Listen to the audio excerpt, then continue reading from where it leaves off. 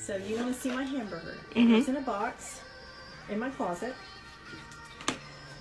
This is the sack that it came in, and it was advertising a NASCAR race in 1996. So this dates the hamburger in its sack to 24 years old now. The French fries look like they maybe could have fallen under your seat a month or so ago. They've never rotted or decayed. The hamburger itself, the bread has never molded. The meat has never rotted.